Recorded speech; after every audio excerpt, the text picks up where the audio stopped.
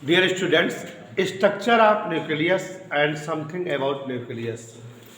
What do you understand about nucleus? यही हम लोगों का डिस्कस होना है आज कि न्यूक्लियस के बारे में क्या जानते हैं। एटॉमिक स्ट्रक्चर आप जान गए, न्यूक्लियस का स्ट्रक्चर देखें।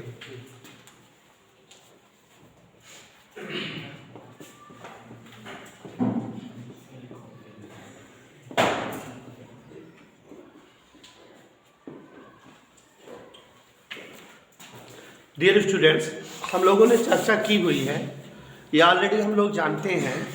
What is the alpha scattering experiment of mister Rutherford. Rutherford का अल्फा स्कैटरिंग एक्सपेरिमेंट क्या था? रदरफोर्ड के अल्फा स्कैटरिंग एक्सपेरिमेंट के द्वारा रदरफोर्ड ने यह प्रूव किया, यह डिफाइन किया,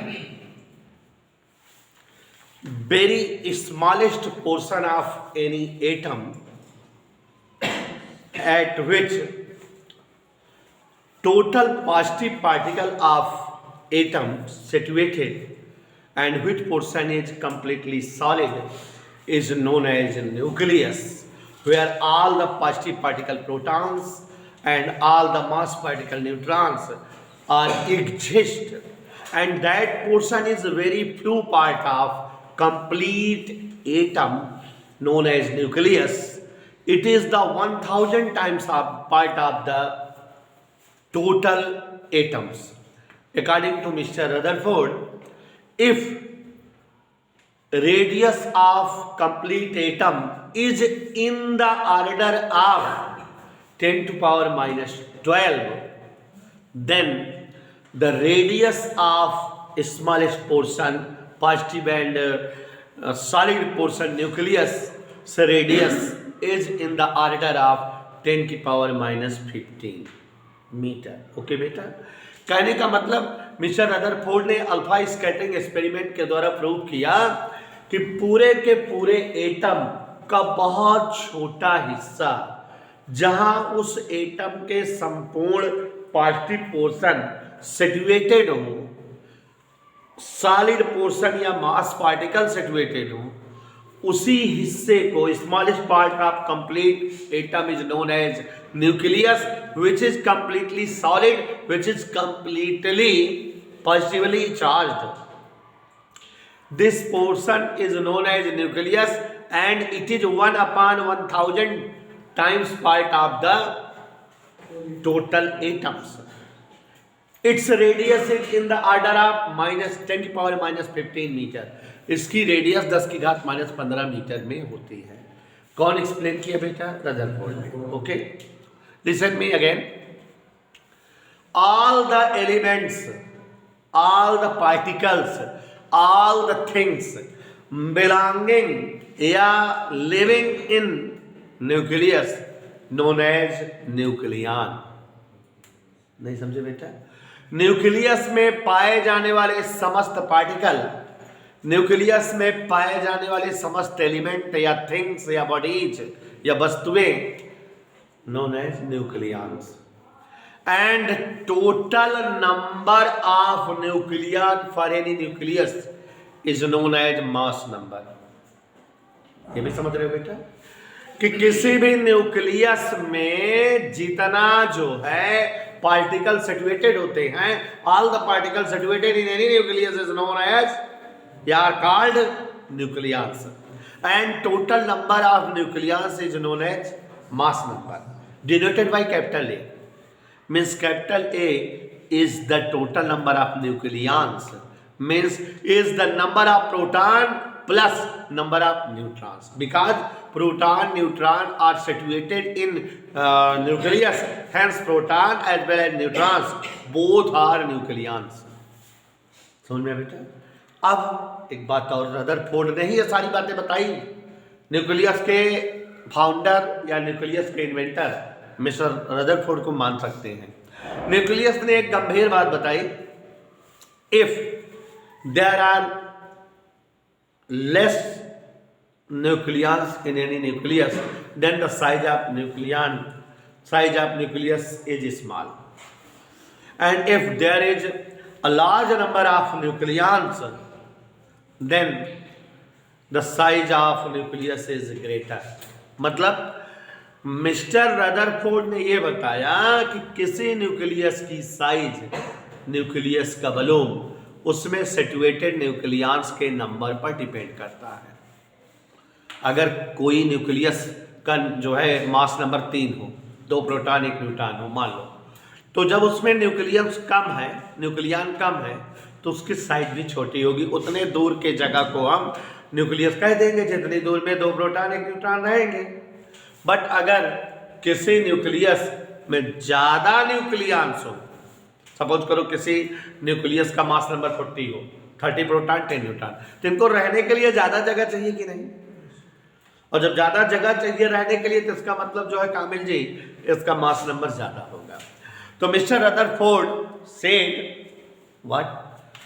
the size of volume of structure of any nucleus is directly proportional to the total number of nucleons situated in it, or you can say the size या volume of any nucleus is directly proportional to the mass number।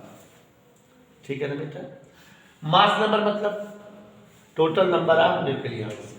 अगर किसी nucleus में कम nucleus है तो उनको रहने के लिए कम जगह चाहिए, तो उस न्यूक्लियस का वॉल्यूम भी तो कम होगा। और किसी न्यूक्लियस में ज्यादा न्यूक्लियन है तो उसे रहने के लिए ज़्यादा जो है जगह चाहिए, उसका वॉल्यूम ज़्यादा होगा। ठीक है ना? तो वॉल्यूम प्रोपोर्शनल ए। वॉल्यूम मतलब mister Rutherford also say the size of nucleus almost is in the spherical से, मतलब ज़्यादातर न्यूक्लियस की साइज या शेप स्फेरिकल होती है। 90% न्यूक्लियस स्फेरिकल शेप में होते हैं। 10% nucleus shows deflection to the spherical shape. 10% nucleus ऐसे हैं जो स्फेरिकल शेप से हटकर शेप में है। ठीक है ना बेटा? बल्कि जो है ज्यादातर न्यूक्लियस स्फेरिकल है। तो स्फेरिकल का बारे में उसका फार्मूला लगेगा 4/3 pi R cube proportional A. बच्चों यहां देखो 4/3 pi R cube proportional A. A is the mass number of any nucleus, r is the radius of nucleus। देखो बेटा प्रोपोर्शनल सिंबल है और ये पूरे पूरे कांस्टेंट है। जब 4/3 पाई आर क्यूब प्रोपोर्शनल है, इसका मतलब आर क्यूब प्रोपोर्शनल है। ठीक बेटा? तो कांस्टेंट है r cube proportional. Any doubt? पक्का? अब यहां पर क्यूब हटाओ तब बेटा r proportional A to the power 1/3। Okay, and r evaluated as r0 a की power 1/3, and it is the final formula for the radius of nucleus. Here r0 is the up constant, and Mr. Rutherford find out the value for r0 after calculating radius of different nucleus। मतलब कि Rutherford ने बहुत सारे nucleus की radius को different जो है calculate करने के दौरान r0 की वैल्यू निकाली। According to mister Rutherford the value of r0 is 1.2 × 10⁻15 meter. You can say it is 1.2 fermi. 1.2 fermi. What is fermi? Fermi means femtometer. 1 femto equal 10⁻15।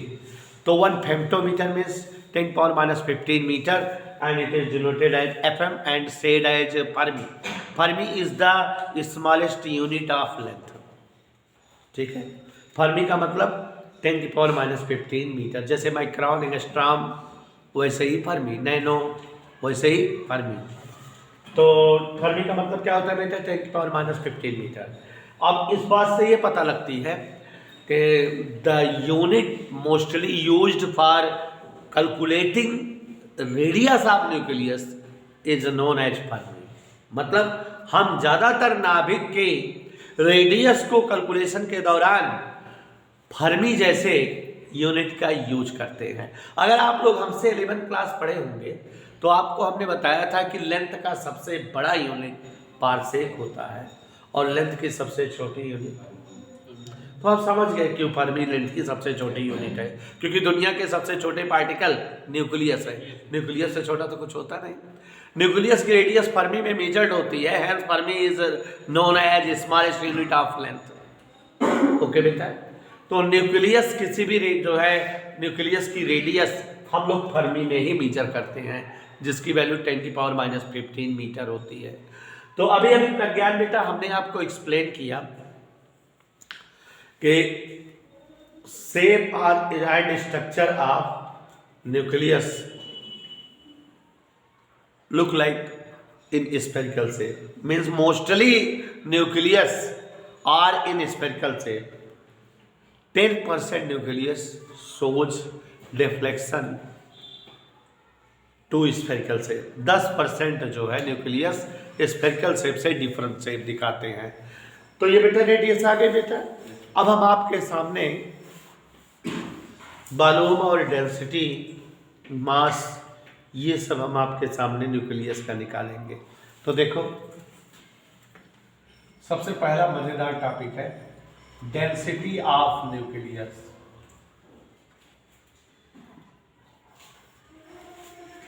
Okay बेटा, density of nucleus, I am calculating density of nucleus. Okay, look, if density of nucleus is represented by rho, all of you knows about the formula of density. Density के फार्मूले के बारे में आपको पता है, mass upon volume, mass upon volume, mass of nucleus volume of, यही तो ना बेटा डेंसिटी आ जाएगी। अब अगर सपोज करें, let us suppose that the mass number of any nucleus is a, इसका मतलब क्या है? Let us suppose that mass number of any nucleus is a, what do you understand about this? इसका मतलब यह हुआ कि इस न्यूक्लियस में ए न्यूक्लियन है, ठीक है। If mass number is A, it means there are A nucleons in your nucleus, and if mass of any one nucleon is m, आपको पता है न्यूक्लियन क्या है, प्रोटॉन या न्यूट्रॉन, दोनों का मास लगभग सेम माना जाता है, 1.67 × 10⁻27, ठीक है।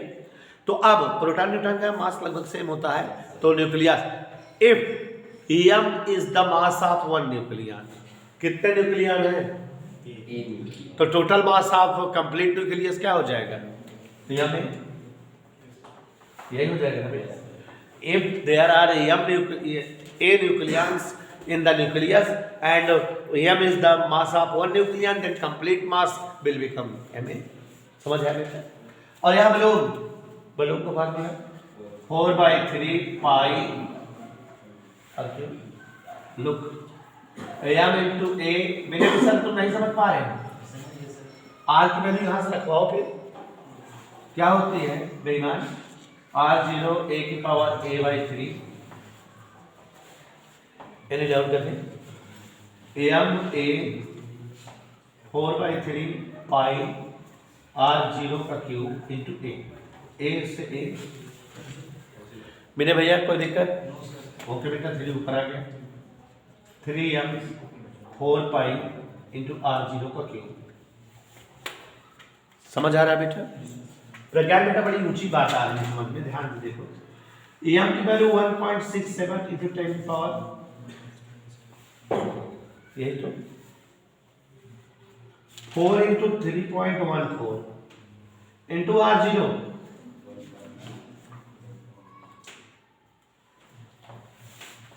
कोई डाउट? क्या लिखते बेटा? Density for any nucleus. Pragyan ji, ये कैलकुलेशन तुम्हारा तेज था पहले, हाँ बताओ।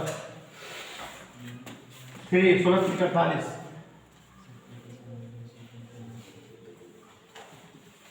कोई डाउट?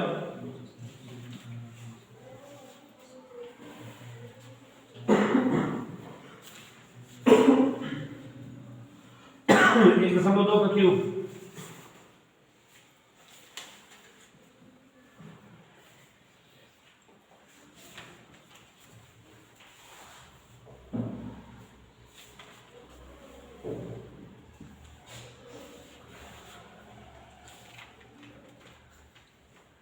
यहां पर देखिए 5.01 और ये 1.8, इसको 13 लगभग 13 सत्ते 91 किए, ध्यान देना है 9 13 कब 13 9 22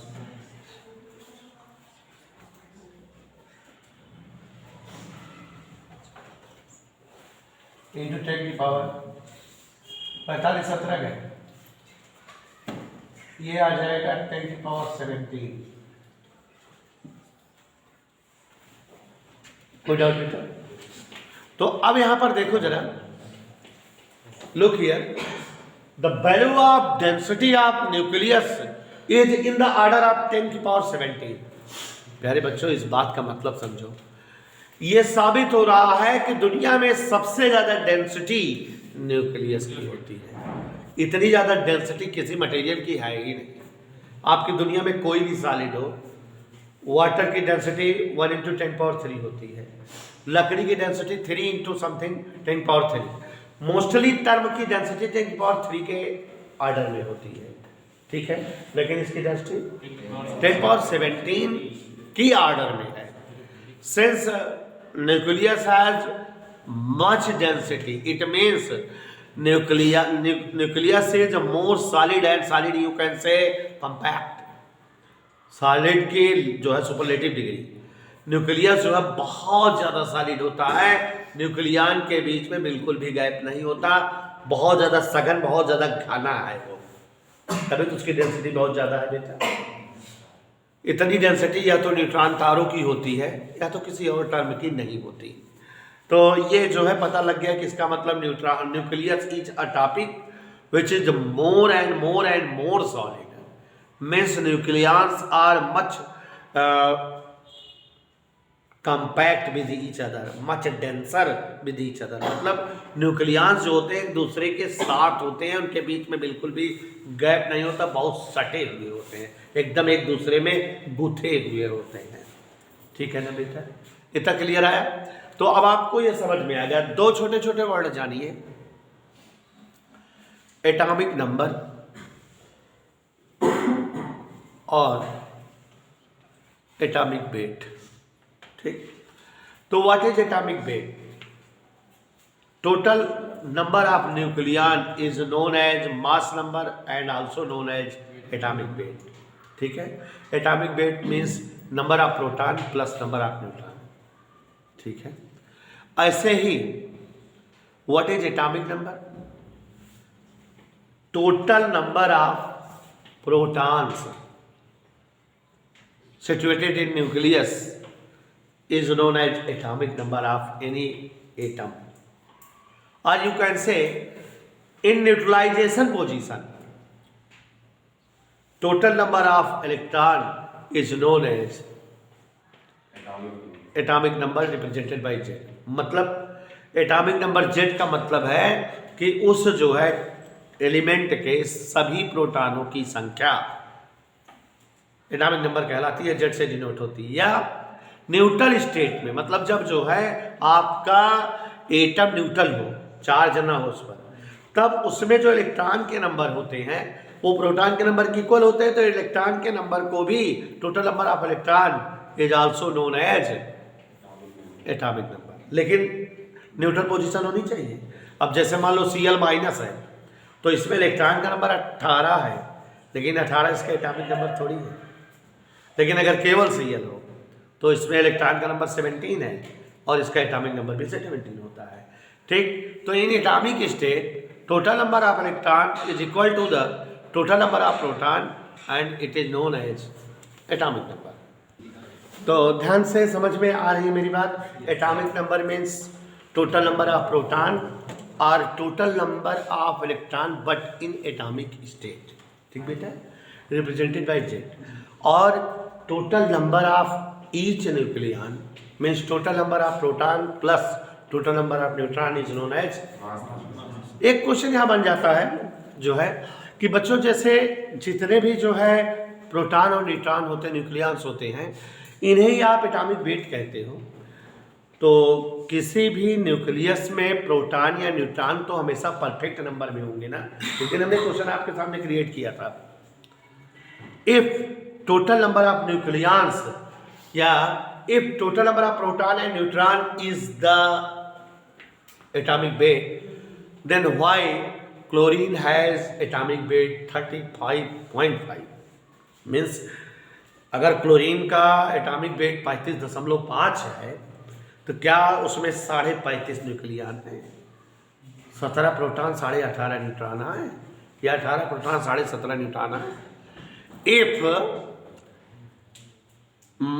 all the number of nucleons is said as atomic weight, we know that number of nucleons are in perfect number, not in rational number. Then why mass of some elements remain in decimal number? अगर जो है atomic wait का मतलब mass number है, जितना mass number है, जितने nucleon है वही एटॉमिक वेट है, तो मास नंबर या संख्या तो हमेशा परफेक्ट होगी ना, पूर्ण संख्या होगी। भाई अगर हम न्यूक्लियन गिन रहे हैं तो 17 न्यूक्लियन रहेंगे, तो 20 न्यूक्लियन रहेंगे, तो 20 न्यूक्लियन रहेंगे, always remain in perfect number, not in rational number. लेकिन कुछ एलिमेंट ऐसे हैं जिनके मास डेसिमल में है, आप जानते हो, for example chlorine, why, how it possible? चलिए विनय मिश्रा जी आंसर जान लीजिए। It is clear and it is correct, atomic weight is the total number of nucleus. Atomic weight ही टोटल नंबर न्यूक्लियन का एटॉमिक वेट ही होता है, but some elements contain isotopics, isotopes. कुछ elements में आइसोटोप्स होते हैं, और जब कुछ एलिमेंट में आइसोटोप होते हैं तो उनका एटॉमिक नंबर, क्योंकि आइसोटोप का कोई स्पेशल प्लेस या कंडीशन तो रखी नहीं गई थी, तो उनका एटॉमिक जब वेट जानना हुआ तो साइंटिस्टों ने लॉजिक लगा दिया, एटॉमिक वेट की डेफिनेशन चेंज कर दिया। Atomic weight is the average nuclear number of each isotope. नहीं समझो बेटा?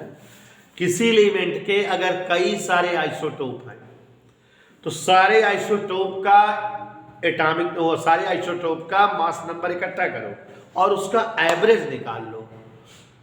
भाई सबका जितने आइसोटोप के सबका जो है एटॉमिक वेट अलग अलग होता है, मास नंबर अलग अलग होता है सारे आइसोटोप का, तो आप कौन सा मास नंबर लेके चलो, इसके लिए साइंटिस्टों ने कहा कि सबका क्या निकाल लीजिए बेटा, एवरेज निकाल लीजिए, और जो एवरेज मास नंबर है वही वेट बन गया।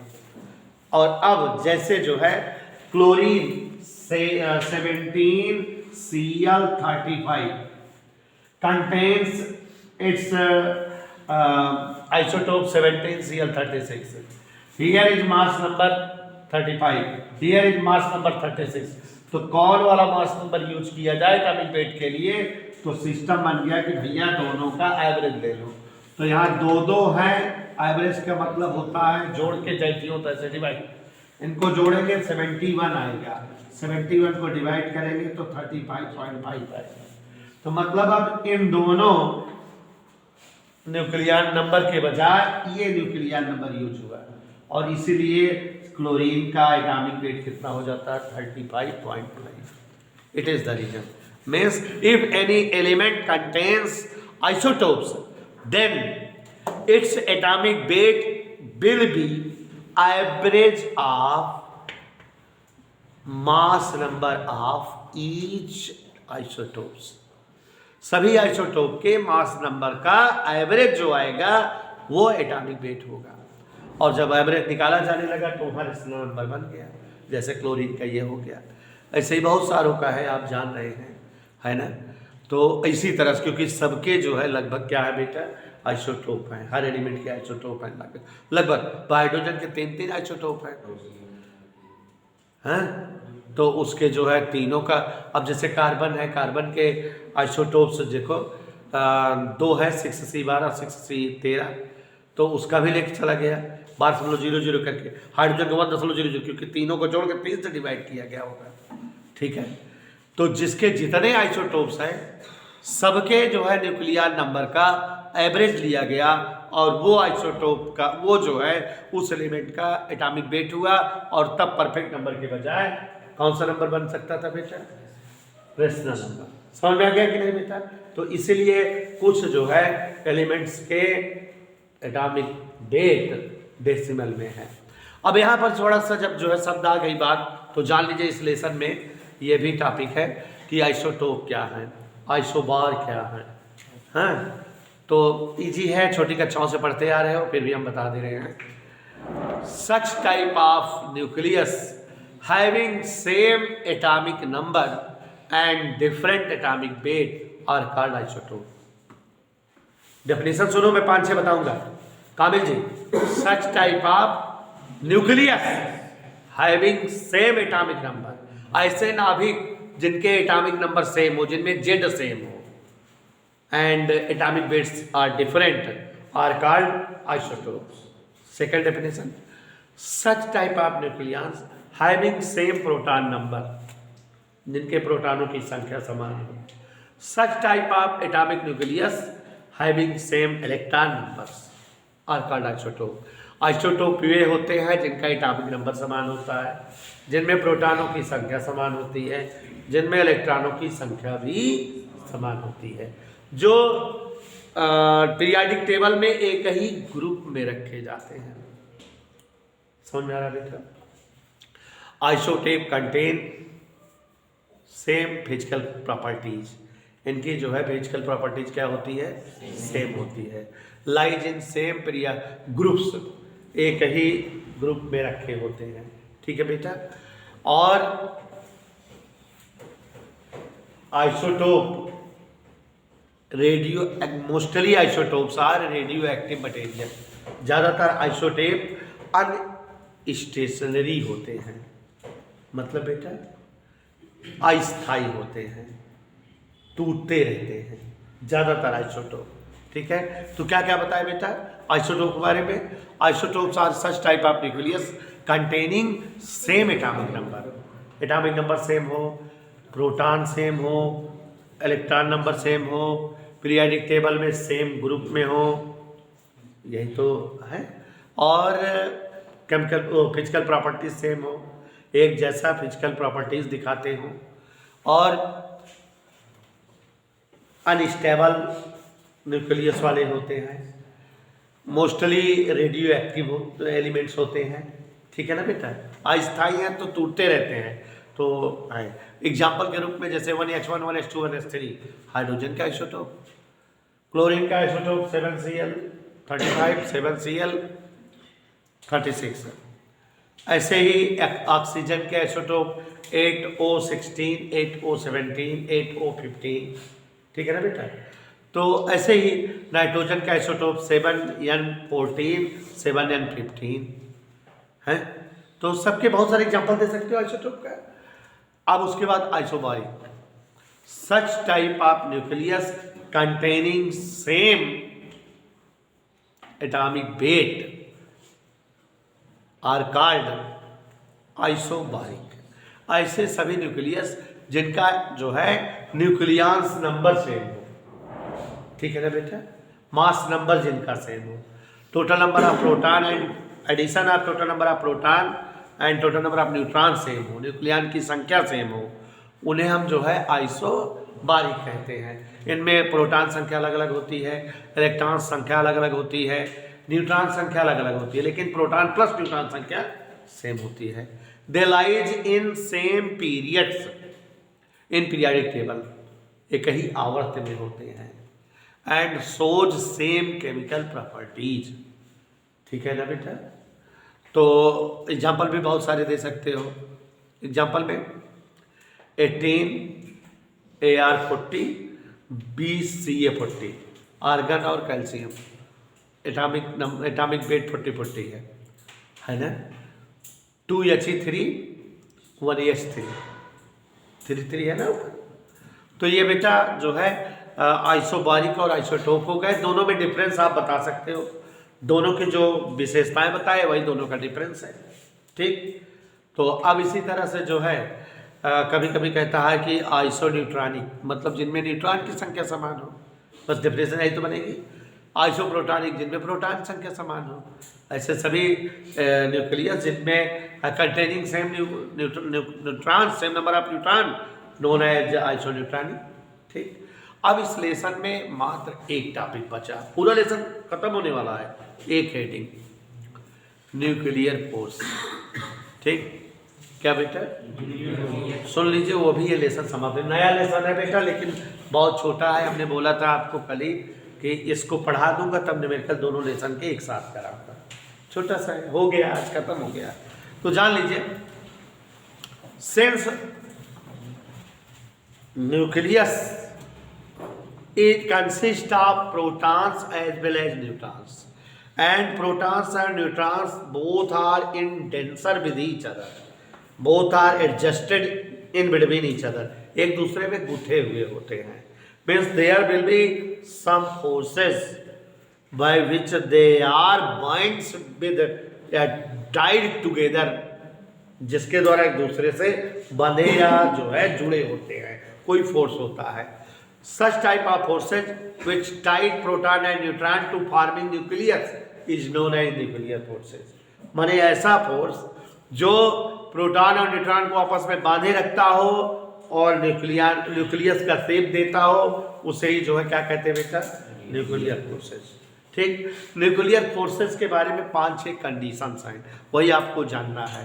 Nuclear force is not same as gravitational force.